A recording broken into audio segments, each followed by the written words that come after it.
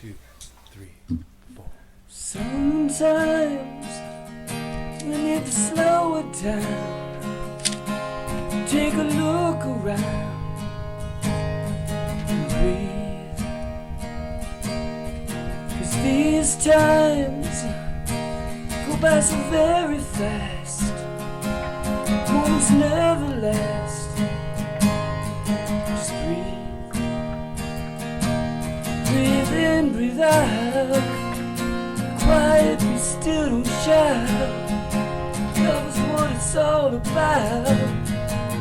Breathe. Sometimes when you feel you've had enough, living is just too tough. Just breathe. 'Cause you'll regret when these days are past. Your friend just seen your last.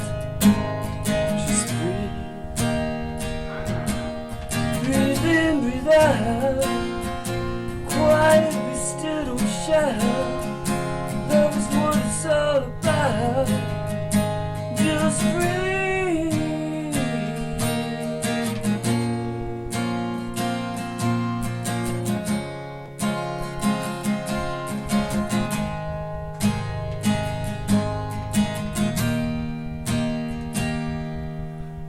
Breathe in, breathe out. Love is what it's all about. Be quiet, be still, don't shout. Just breathe. Just love. Just love. Just love. Good evening and welcome to the Just Love Show. Thank you so much for joining me on Earth Day. I'd like it to start the show tonight by taking a deep breath and really breathe in the abundance that this planet gives us, this beautiful home we're on. And I'd like to take a moment, just a couple seconds of silence to really breathe that in. I want you to look around yourself. I want you to see the beautiful life outside your window. Or if it's dark where you're at, I want you to look up at the stars and really breathe in this beautiful universe we're a part of and this wonderful blue planet that's providing everything we need for us to not just survive but thrive and live beautiful, meaningful lives. So sit back and give yourself, 10 seconds of silence just to really breathe that in for a moment.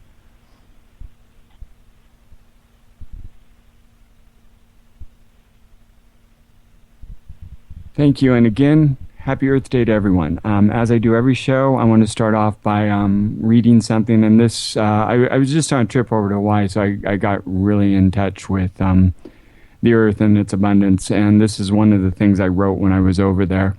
Earth, our home, is so beautifully miraculous. This experience of life is so beautifully miraculous. And both are just waiting to forgive and help heal the damage inflicted by our misunderstandings, born of lack of wisdom, so that we and they may experience life as thrive and love rather than wither in fear. There is no shame or punishment in admitting we did not know what we did not yet know, but there is only extinction from this experience of life if we don't admit many of our assumptions, strategies, and practices whose source was naive ignorance and selfishness have proven to be unworkable. And this is a quote from Buddha to follow that up with. Just as treasures are uncovered from earth, so virtue appears from good deeds, and wisdom appears from a pure and peaceful mind. To walk safely through the maze of human life, one needs the light of wisdom and the guidance of virtue. Before I get to my guest tonight, who really spans the full spectrum of things to be grateful for on Earth Day, things that we need to pay attention to, that my guest Richard Pope from Brighthaven and One Planet Living pays attention to, not just on a human level, but with our animal friends, as Brighthaven is a animal sanctuary that he and his wife Gail Pope, who's been on the show before to talk about their work, founded some years back. And he's also involved with building intentional living communities, which we'll get into a little bit more in just a few minutes. But I want to share an amazing experience that I had when I was traveling over the past couple weeks. So I went over to Hawaii for my 50th birthday, believe it or not. Taken over there by my parents. I haven't spent a lot of time with them in my adult life, and my sister was there, who's a marine biologist. And we were out diving.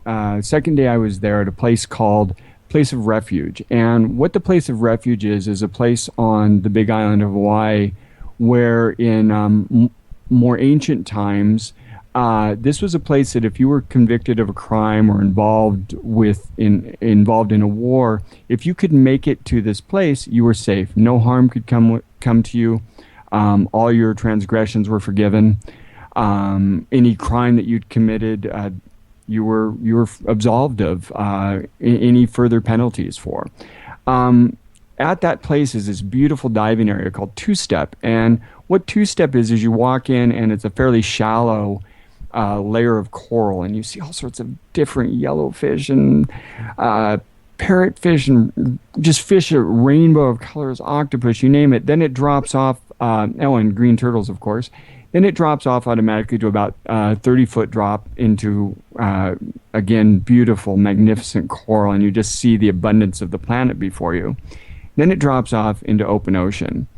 Well, once I dropped off into open ocean, people had said there were dolphins there, and that's definitely one of the things I'd always wanted to do was swim with dolphins in the wild. And I would have been happy if there'd been one. Now, again, I was swimming with and diving with my sister, who's a marine biologist and has dove all over the world, and she had never seen or experienced anything like what happened next. For the next 3 hours, we were surrounded entirely by more dolphins than we could count. I'm talking hundreds of wild spinner dolphins, and they made you a part of their pod. You were swimming right along with them, diving down, coming back up. And this went on for hours, and they were around you. You could touch them. And never once, and these are large animals that could just by accident hurt you through not any intention, just because they're at home, they're moving very fast. Never once was there any apprehension. In fact, if anything, you felt like this is where I belong. This is home. And they welcomed you. And it was just, it was a transcendent mystical experience that has permanently touched and opened my spirit even that much more. And I want to read, before I bring Richard onto the show, I want to read in Native American medicine what dolphin stands for. All animals have a story to tell us, and we need to pay attention to our animal brethren. We need to pay attention to the wisdom that they're sharing with us through their connection to life, to this planet, in a way that we misguidedly, arrogantly have divorced ourselves from, and it's time for us to embrace again. So Dolpha is mana. What mana is the breath of life. Dolphin speaks to us of the breath of life, the only thing that humans can not go without for more than a few minutes. We can live without water for a few days, but oxygen is the source of our sustenance. Within the breath, we encounter the rhythm of energy that all life emits. In changing the rate of the rhythmic texture of our breath, we can tap into any other life form or creature. This is a very easy way to connect with the divine energy coming from the Great Spirit, as well as with your own personal rhythms. Dolphin is the keeper of the sacred breath of life and teaches us how to release our emotions through dolphin breath. Dolphin creates rhythm, swimming through the water and breathing before submerging, then holding its breath for the duration of its underwater travel. As dolphin comes above the water again, it blows its breath out in the manner resembling the popping of a cork. We can use the same technique to pull the stopper of our tensions and create total relaxation. This is a good exercise to use before entering the silence. Mana is the life force. Mana is present in every atom and is the Great Spirit's essence. Dolphin teaches us how to use life mana through our breath. It revitalizes each cell and organ in our body and breaks the limits and dimension of the physical reality so that we may enter the dream time. Dolphin was traveling the ocean one day as Grandmother Moon was weaving the patterns of the tides. Grandmother Moon asked Dolphin to learn from her rhythms so that he could open his female side to her silvery light. Dolphin began to swim to the rhythm of her tide weaving and learned to breathe in a new way. As Dolphin continued to use this new rhythm, he entered the dream time. This reality was new and different place from the seas he had known. Dolphin came to discover an underwater cities in the dream time and was given the gift of the primordial tongue. The new language was a sound language that was brought by the spider from Great Star Nation. Dolphin learned all communication was pattern and rhythm, and that the new aspect of communication was sound. He carries this original pattern to this day. Dolphin returned to the ocean of the Great Mother and was very sad until Whale came by and told him that he could return to be messenger to the Dreamtime dwellers anytime he felt the rhythm, anytime he felt in the rhythm and used his breath. Dolphin was given a new job. He became the carrier of messengers of our progress. The Dreamtime dwellers were curious about the children of Earth and wanted us to grow and be at one with Great Spirit. Dolphin was to be the link. If Dolphin has appeared to you today, frothing through the waves, you are to be a link to some solution for the children of Earth. This can be a time when you are a link to the Great Spirit and bring answers to your own questions or to those of others. In addition, this can mean a time of communication with the rhythms of nature. You are put on notice to be mindful of your body rhythms and the pattern of energy being fed to you from the Creator. Imitate Dolphin and ride the waves of laughter, spreading joy in the world. Breathe and experience the mana so freely given. Break existing barriers and connect the dream time or to the Great Star Nation. Know that we are all whole in the eyes of the ever-living one. Breathe. Take in life force. Accept the gift of usable energy. Touch the invisible. Without further ado, I would like to bring on my very special guest this evening, Richard Pope, who I have come to know over the past few years, and it's my great pleasure and honor to call him friend. And really, it's such a beautiful experience to know both he and Gail and the work that they're doing to take care of animals who no one else really wanted and who are in the last stages of this existence, and give them a place of peace and sanctuary to spend their last days living out this illusion of life, this experience of being one with God and the Creator. And he also is working to build intentional living communities through an organization called Bioregional and One Planet Living. So, Richard Pope, welcome to the Just Love Show. Thank you. Pleasure to be here. It's so wonderful to have you. Sorry. Oh, go on. I apologize. No, I was just going to say it was interesting to hear what you said, your thoughts on dolphins, and because Gail and I, just to touch on the Brighthaven side of things, Gail and I have been actually saving and looking after animals for over 25 years now. We both had a good life and we decided we wanted to put it back. What we didn't realize and what we came to realize after about 3 or 4 years, that actually the animals were looking after us. Yep. They were teachers, and maybe the dolphins are the professors and the rest of the animals are the teachers and the faculty, because if you listen and watch and learn and open your heart and soul to an animal, it'll teach you, and it's taught us, an enormous amount of sort of life furthering wisdom. So I just wanted to make that point. I think you're absolutely right with dolphins and with animals, but animals teach us more than we ever teach them, that's for sure. Oh, you literally sent shivers up my spine, Richard. I mean, that is just so true. You know, we all desire to have animals in our life and have our so-called pets, thinking that we, like, as you said, are taking care of them.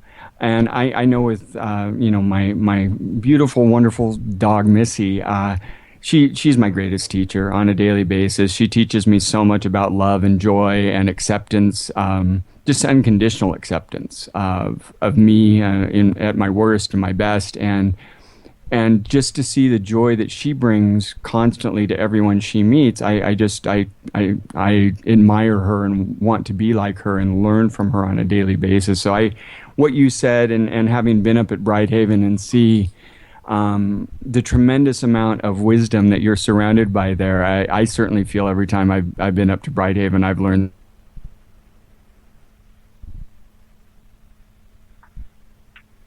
Okay. Gail on the show before, and we started clear back at the beginning. Just how did how did Richard Pope become the caring, loving person he is today? And also, how did you and Gail meet? We have her side of the story, so you get to share yours now, too. It was at a Saturday night dance in England, and my best friend, was dating Gail's best friend, and Gail didn't have anything to do one night. So she came along to the dance and we met.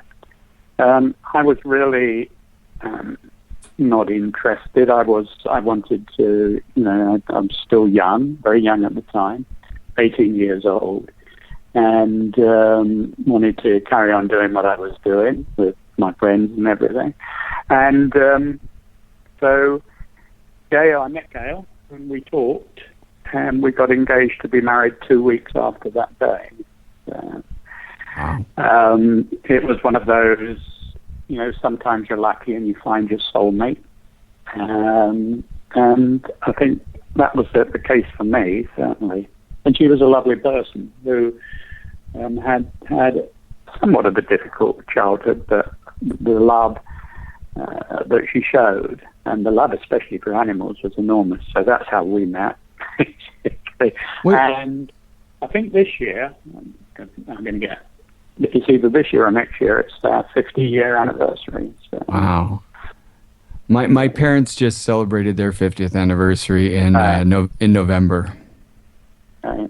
It's quite an accomplishment. I think even with couples who get along, 'cause not to get too far off track, but I think even with couples that get along fairly well, I don't think people really understand that, the relationships aren't, to make a relationship work, it takes work, and work is not a bad thing. I think a lot of times people go into relationships and they think it's going to be easy, and the minute it gets hard, or they find a flaw in the other person, they really rapidly lose interest or run screaming in the other direction. And that's just, to my experience, not how a successful relationship comes into being. I think ours may have been that we always, from when we first met and when we first got married, we had animals. And as we went through the bad times, neither one of us could bear to give up the animals, so we stayed together. And wasn't there a famous, she tell you she was supposed to do something important to help the world, and you said, I'm going to need to make a lot of money? I'm paraphrasing here. Yeah, so she said, that was her dream, was to work with animals and to do something that was really meaningful, which she's done, and her reputation is worldwide, actually. And so I said, well, I will be your support system. And that's what I did. So I funded the operation for quite a while until we got sponsors and donors, and I still fund it somewhat now. But that's great. I love it because I get back much more than I put in, and always have done.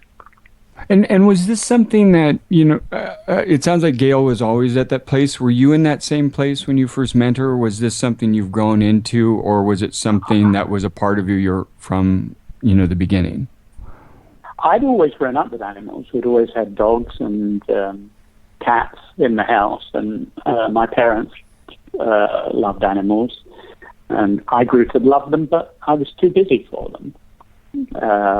Growing up as a teenager, needing to do all sorts of other things. And then Gail sort of showed me the other side, the depth of animals. I could see animals and love them looking at the outside, but Gail always had this ability to see what was inside and not bother about outside. That's why some of the old animals that we've got, which are, some have only got 3 legs and 1 eye and can't see and everything, but she never sees that. She just sees what's inside. That is she truly beautiful. She taught me to do that as well. She didn't tell me to do it. I just found that I was doing that as well. So I don't see an animal really from the outside now. We just see them as souls on the same journey as we are, but with a little bit more experience and and ability than us. And that's how we look at animals. And what were you doing at before you started Brighthaven? What were you doing to support Gail's dream before you got involved in intentional living and the animal sanctuary?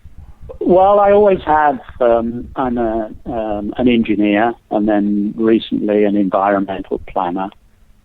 And so I've always been in engineering, mainly for building houses for people to live in or building accommodation for people to live in.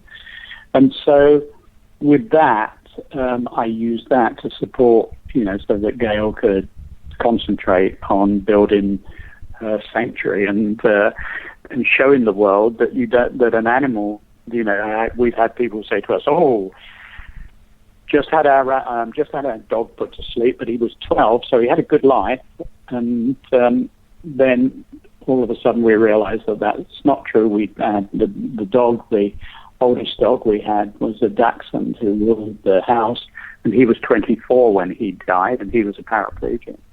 And then the cat, Frazier, was 34, and that's documented. Wow. 34 when he died. And so, it's just that as people need extra care and slightly changed environment as they grow older, so do animals as well. They need a little bit of extra care and to be able to find an easier way of life. And they'll live till 20. Most of our cats always live till 20. So. And that's a really important lesson, not just with animals, but it's something that we're really horrible with in this country with our elderly humans. Right.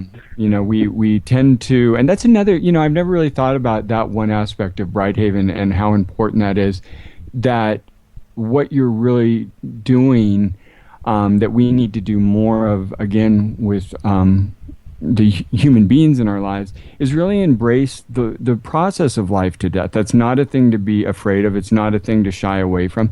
It's a thing that we should be embracing and be a part of, to not only understand the process of life and rebirth itself, but to also make ourselves feel more comfortable as we come closer to the end of our days.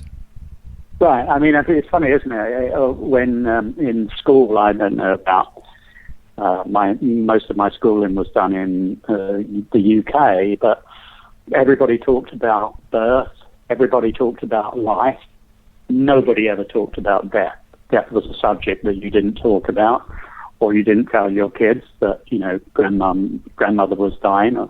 It was something that was absolutely taboo, was not spoken about. And interestingly enough, because we try and take our animals, and we have, through a natural dying process, as nature would. I mean, in the wild, they may get killed by another animal, but that's natural.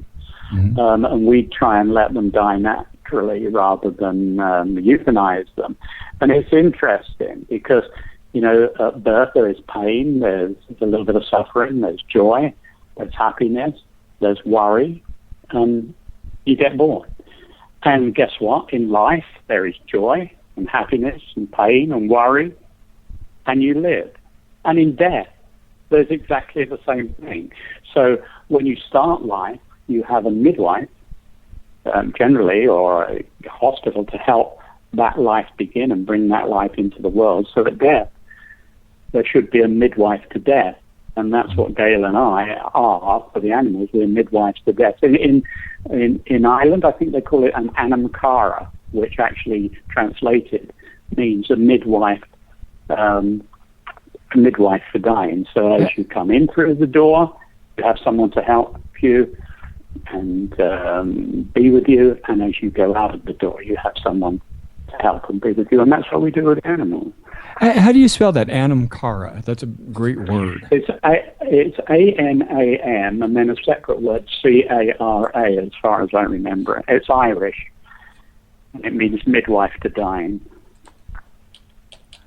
I love that concept. I mean, it's similar in a way, I guess, to the idea of a hospice, maybe? Yeah, and that's where it is. That's where it comes into a hospice. But, for animals, everybody's, well, not everybody, but a lot of people will euthanize their animals, and there's nothing wrong with that if the animal needs euthanizing, but there's no option. And they don't teach it in vet school. There's an option, and that is to take an animal through a natural dying process painlessly and lovingly. And, to be there at a death, and at an animal's death after it's had a good life, is one of the most wonderful, spiritual, uplifting things that you can go through. It truly is. We'll come back to Brighthaven and talk some more, but I do want to talk about intentional, the one world living, because I think we're all, if you're awake at all, you're aware that there's something very wrong with the way that we've been approaching our experience on this planet. The model that we have been using for quite some time, I don't judge it as in the little piece I read at the beginning that I wrote. I don't judge it as right or wrong, good or evil. It was decisions that were being made with the information we had at the time. It's just proven to not be a workable way forward if, in fact, we do want to remain around on this planet for the duration that we can. And not hasten our extinction. And so it's just a matter of it's not workable. To my mind, one of the things that we have to start looking at, and from a practical standpoint, with climate change, with and whether it's man-made or not, that debate has to stop. I personally believe it is, but at this point, the debate about who's at fault isn't as important as what we're either doing to try to slow it, or more importantly, since there's very little that we can do to really undo things at this point in time, we need to start rethinking the structure of human civilization, moving away from giant mega population centers, moving away from one mono food culture that we're shipping all over the world to local living sustainable economic communities, local living sustainable living communities. And I think more and more I was involved with, I got to know a little bit about co-housing with some people I met here in Marin, and I found it quite fascinating. And I see a lot more of these things coming up, and it seems like a return to the village almost. It seems like going, when I visualize these sorts of communities and how it will work on a global level, I see it as, I look at our body, I look at plants, I look at anything that's living, or even how the universe itself is structured, and it takes on a cellular form, and it makes a lot of sense for things to be structured like that. That way, unlike how it is now, if New York got wiped out, for instance, we'd be kind of screwed. If you go with a cellular structure and you have smaller communities, then if a certain cell or group of cells get damaged, the other cells can easily absorb that. As it is now, we live, it's pretty precarious, the situation we find ourselves in. So if you could talk a little bit about what an intentional living community is, and how people, if they want to start looking at building something like that for themselves, how they would go about doing that, that'd be awesome. So you touched on it a little bit when you talked about it's nothing new. It's there, and we used to live like that. I grew up in a small village just outside to the west of London, a place called Cookham, actually. And how Cookham developed, it was the main street in Cookham went something like this. There was a house where a family lived, and they obviously needed a blacksmith for the horse, so there was a blacksmith next door to the house. Then there was a butcher's, because people needed to eat, and then another couple of houses, then a grocer's, and then always a pub, and then another couple of houses. And it organically grew as people's needs became evident to them. So obviously they needed to eat, and they didn't have to get on a horse or get in a car to go to the other side of town where all the shopping was. They just walked next door and bought some meat from the butcher's, or walked next door and got something from the groceries, or got the horse reshod at the blacksmith. And that is organic living, and that's that way. You don't have to use enormous resources. What planners did, as we moved into the 60s and 70s, they decided, well, all the houses need to be over that side of town. All the jobs need to be over the other side of town. All the shops need to be the other side of town. And then they think, how do we get to those? Now, in London and some of the cities, they had a great public transport system. But if you can't have a public transport system, what do? You get in your car, you buy gas, you switch the car on, and you have to drive to all these different places instead of walking. So an intentional lifestyle is really not intentional. It's an organic lifestyle which meets your needs in the most convenient way for you and the resources of the world. I built probably 32 master plan communities certainly some in North America, in France, and in the UK. And they were built mainly for the houses. It was all about a house. You built a house, and then you jammed people's lifestyle into that house, and then they had to drive somewhere else. And I was about to retire and, give more effort to Brighthaven, which would have been a wonderful thing. But then I met somebody who said, look, I think that we're building communities in totally the wrong way. We've got away from the mixed-use family-style communities. We're just building tracts of houses which are using the Earth's resources to a really damaging amount. Do you know anybody who can help me do the environmental planning and the entitlement? And I gave them a few names, and they couldn't figure on anyone, so they said, well, will you come and do it? So I said, and I thought about it, and I thought, well, what if I could do it, and I could make a small contribution to my grandchildren's future? That would be enough for me. If I can make a small contribution to North America's future, that'll be great. And then if it goes further than that, that's terrific. So we started designing this, what we called an intentional living community, where you could walk to work, because we already had commercial on the side. It was a 200-acre site that Agilent, Hewlett-Packard Agilent had, and they made parts for computers. They had 3,000 people working there in this site. And all of a sudden, here we go again, what really made sense to them was that they could get it done, never mind about the jobs over here or the families, they could get it done much cheaper if they went to Malaysia.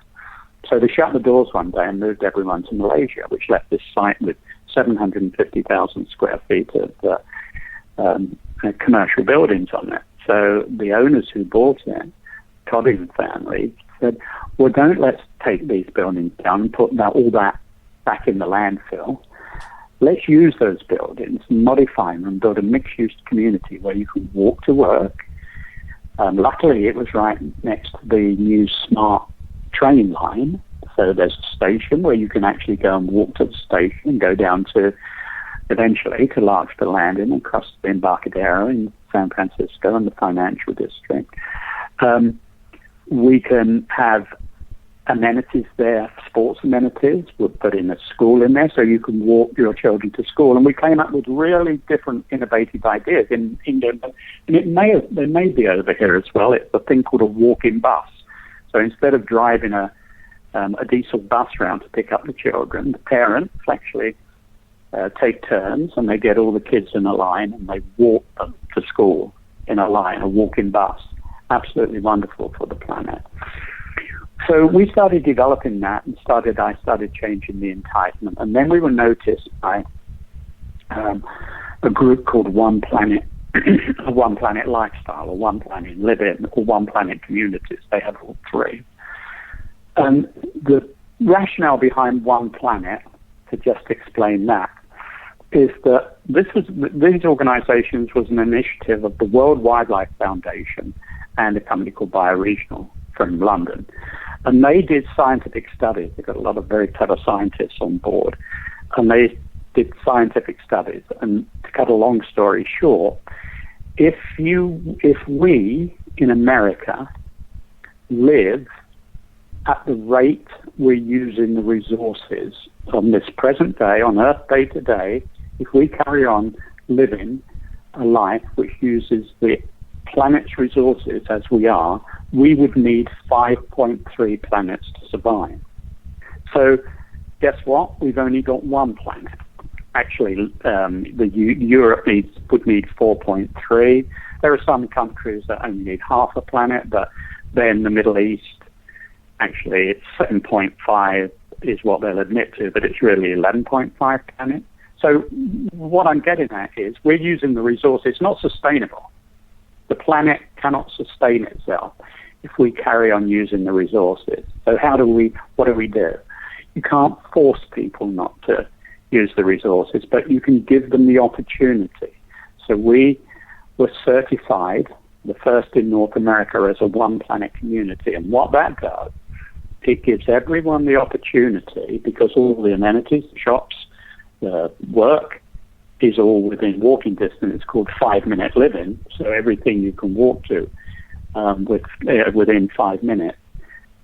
You can live a one-planet lifestyle if you choose to.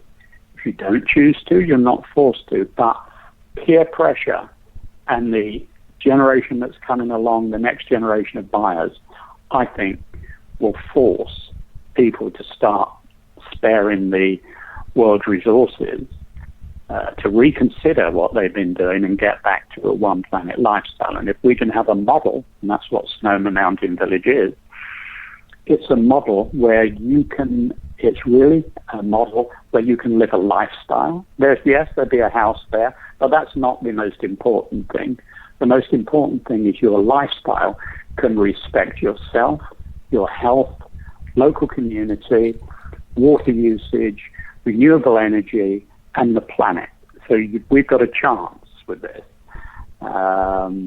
It's got to go quickly. And then we thought it has to be viable as well, because if it doesn't return money to the investors, nobody's going to do it. So we try to mix that into the mix as well, that the investors or the owners will get a return on their investment, not maybe as much as they just did a subdivision, but they get a lot better feeling, I guess. They're doing something for the planet. So my market, if I strip everything away and give you a bland marketing proposition, it's this. You can live in a lovely house, in a nice community, with all the amenities there where your kids can play soccer. We've got a concert stage there as well. You can go to concert. We have a cafe there at the moment. You can go to the cafe and eat. We're going to have retail. We'll have doctors. All within 5-minute walk. In the train station to the city is 5 minutes away. You can have all that, and you can save the world at the same time. So do you want to do that, or do you want to buy somewhere else? So that really, if you just stripped it down to a bare marketing thing, it's like, even if you don't believe in what we're saying, you're just going to get the same stuff anyway. It's just going to be a little bit smarter. We've thought it out. And we've brought it to a way where you don't use the world's resources in a way and at a rate that is not sustainable. So I thought, if I could do that, then, as well as helping the animals, I've done something for the kids as well. So that would be my dream, basically.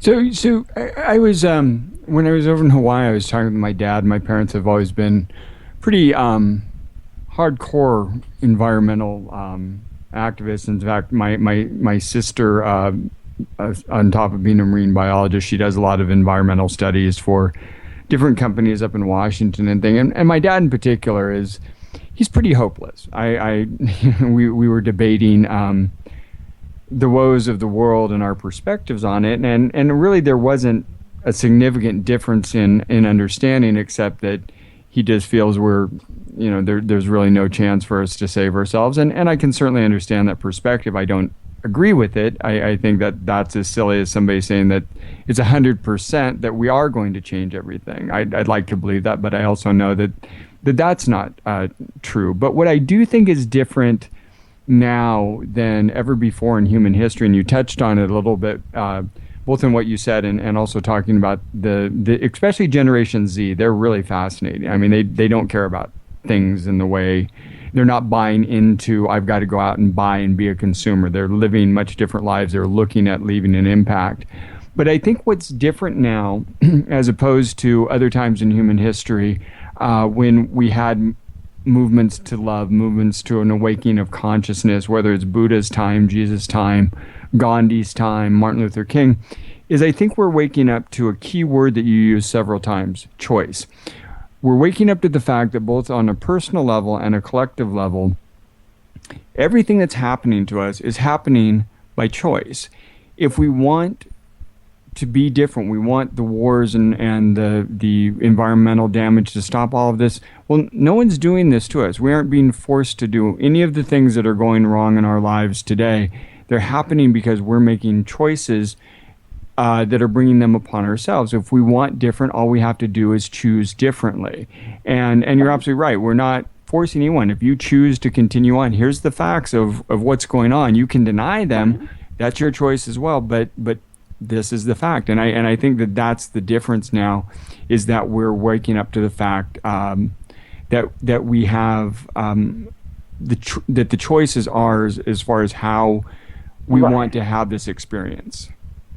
And I think that what's happened is that, we're, as a species, we kind of get a little bit arrogant at times, and we believe that, we're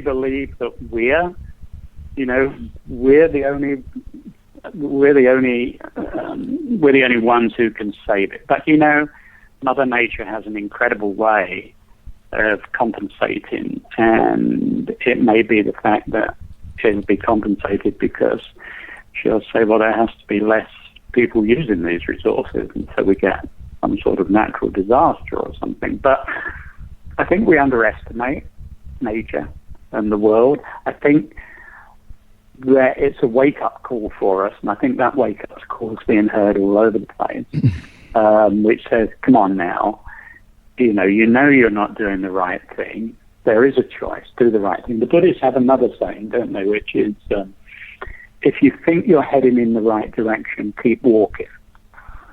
So that's what we should do. We should choose the right direction and keep walking.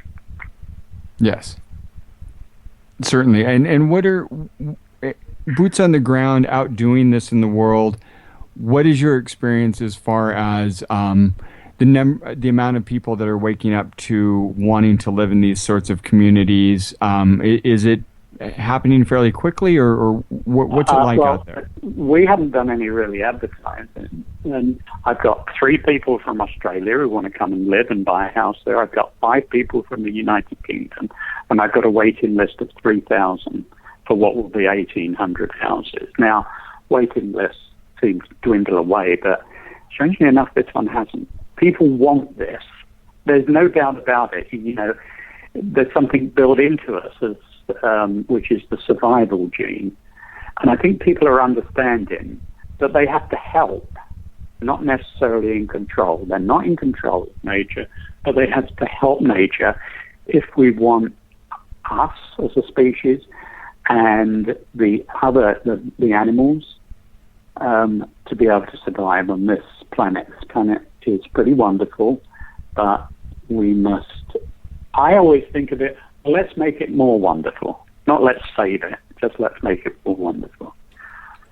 Well, the only quote I like, which is for saving it, which I saw on a sticker on a car, which said, "Save the world, it's the only one with chocolate." That I don't know. I haven't been to many other worlds to find out if they have chocolate or not. Well, it's the only one we know with chocolate, that's for sure. We're looking. In fact, that should be... I think there's a chance. Mm-hmm. Is whether we take this chance or not. We can make it better, or we can make it worse. I don't think we're going to be extinct, but why don't we try and make it a better, more enjoyable, more compassionate world? Well, and that's it.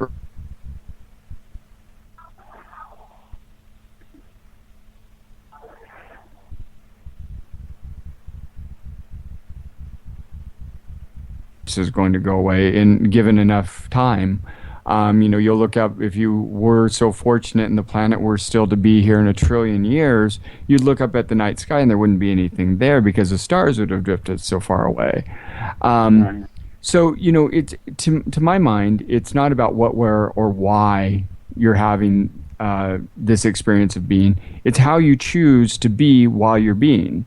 And that's really where we're coming down to, is how do we choose to be? I think for a long time, partially because of,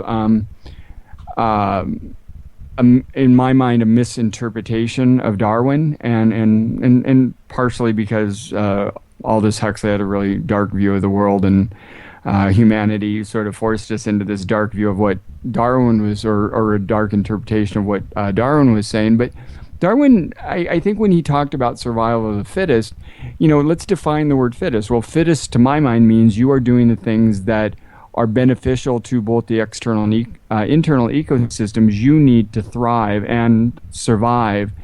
It's not that I'm stronger than you and I can go out and beat you up that makes me more fit. And also this idea that the planet and nature work on a level of competition, I also think was a false worldview. I think that there's far more collaboration in nature than there is competition. That's another thing I think that we're waking up to, is this idea that you get ahead by constantly competing is the best way to advance. It's really, at least to my mind, it's more about collaboration. Well, that's right. And I mean, if you believe, and it's something that Gail and I believe, that we're all connected. The animals are connected. We're connected to the plants, the trees. We're all connected. So if I survive, everything else survives. If I hurt myself, I hurt everybody else who's connected to me. So, we're all in this together, guys.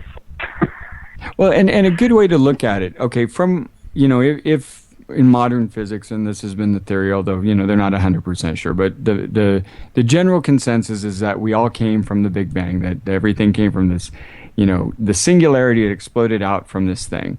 So to believe that somehow we're separate from everything else in the universe is a little bit like the farthest out leaf on a tree believing that it was never connected to the seed and all the stuff inside the seed.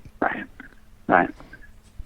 So there's definitely, and again, this has been something, it's not a new way of thinking. Indigenous peoples, from Native Americans to Aboriginals, came to this understanding, but they made many of the same errors we did before they came to that same understanding. That the biggest difference I see for us now, as opposed to any other time in history, and why it's more critical that we start making right choices, is just the sheer numbers of people. The tools of consumption are so much more efficient, and the weapons of mass destruction are so much more overwhelmingly powerful than they've ever been before, that we're at a really critical juncture in our history. The good news, to my mind, is that yes, the world, I would say the general consensus is that the world's overpopulated. There are people out there that don't believe that, but the general consensus is it's overpopulated. My view of that is, yes, there's 7.5 billion people on this planet. Okay, that means there's 15 billion or so hands able to pitch in and fix the problems that we've caused. Right. So, once again, coming back to full circle, if you watch the animals and understand animals, they'll teach us how to do it. Absolutely, and I think that's another thing that we're waking up to. I'm very involved with all aspects of the hemp plant, and the thing about that plant, it's just one of a myriad of volunteer plants out there that can provide many of the things that we thought we needed to invent for ourselves, whether it's building materials, medicines. Even in the case of hemp, they're finding that these are maybe the best source of batteries, that we can make fantastic batteries from hemp. I mean, even that, it starts to be such a panacea of uses that you're going, this is crazy. But I think that instinctually, maybe we're becoming aware of our arrogance and the fact that we've been here just a blink of time as far as on a geological scale, just on this planet. And it took a long time, 4.5 billion years, for this planet to evolve to a place to support us. And we haven't had that much time to figure things out the way the planet and the universe did to, to allow us to be here to begin with. But, with the consumption of resources, the wars, turmoil, the one thing I'm hopeful of, and I can see, it's a little bit far in the distance. No, it's not that far in the distance. There's a tipping point coming. And that tipping point will be a point of awareness. And people all of a sudden, when we reach that tipping point, when it's gone just a little bit too far, they say, oh my goodness, this is what we're really supposed to do. We're not supposed to be doing that. And I think there'll be enough to tip us over the edge and start us on a recovery. That's my optimistic hope, basically. I feel the same way, and I don't think it has to be a majority of people to get us there. It has to be a relatively small number to effect that change. Right.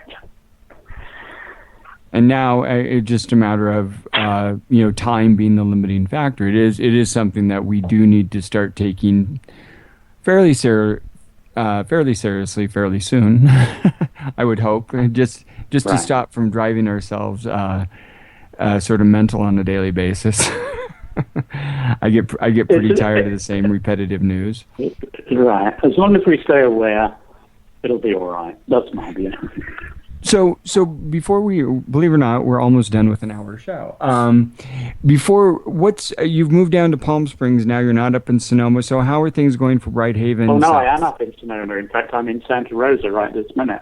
Oh, I'm you should have swung by. in Palm Springs 2 weeks out of the month, and I'm up here working on Sonoma Mountain Village for the other 2 weeks of the month. So I'm traveling backwards and forwards now. And Brighthaven's still there and being run by the staff there, so I go in and supervise that when I'm up here. And Gail was up here last weekend doing a seminar and teaching at Brighthaven. So everything's pretty much the same, except that we kind of, because Gail is writing 2 books now and doing a series of webinars, which she calls self-paced learning, about animals and animal hospice. So she needed some quiet, and we had a house that was left by my father down in Palm Springs, and so she's down there writing books with a bunch of animals that she took with her.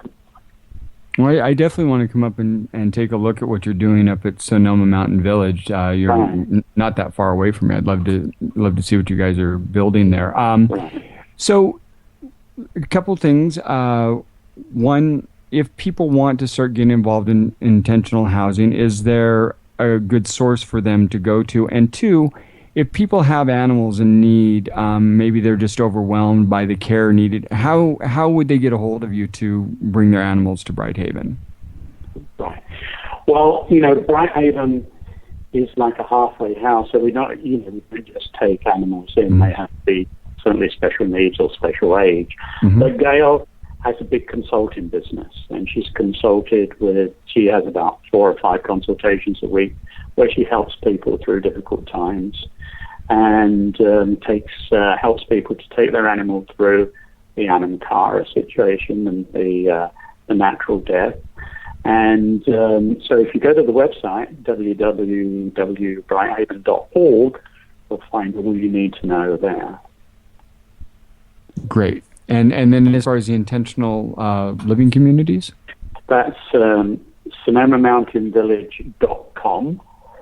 The website is being repaired at the moment, but you can actually make contact there through the website, and we can help you there as well. Or go to Bioregional, One Planet Communities.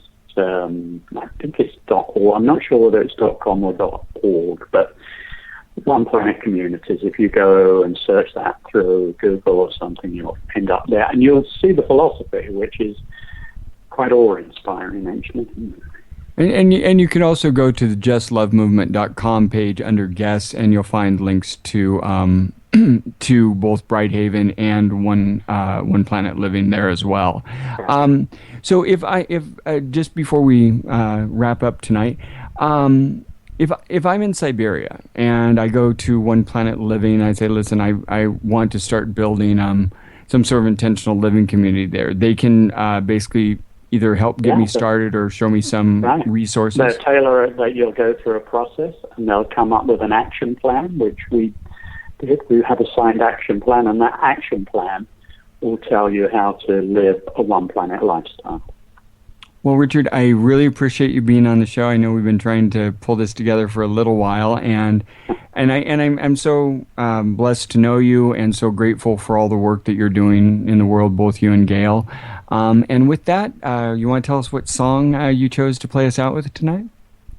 Yeah, I chose the George Harrison song, actually, called "Everything Must Pass," because I believe that we're in a changing world, but everything changes when you're in the depths of depression, or when you feel the world is being used up faster than you want. Just remember, everything must pass at some stage, and a bright new day will come. Well, thank you, Richard, for being on the show tonight. Pleasure.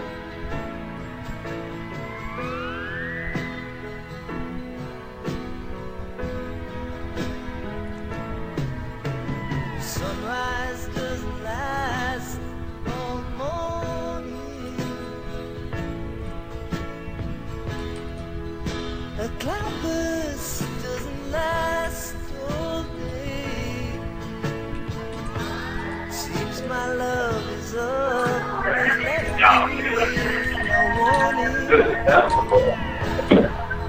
It's not always gonna be this way. All things must pass.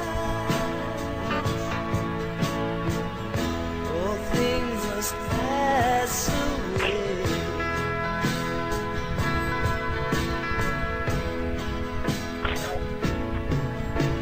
Sunset doesn't last, only pain.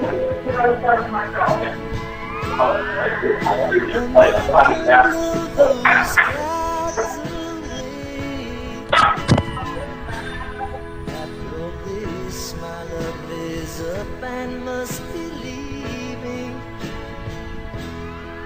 It's not always gonna be this great. All things must pass. All things must pass away.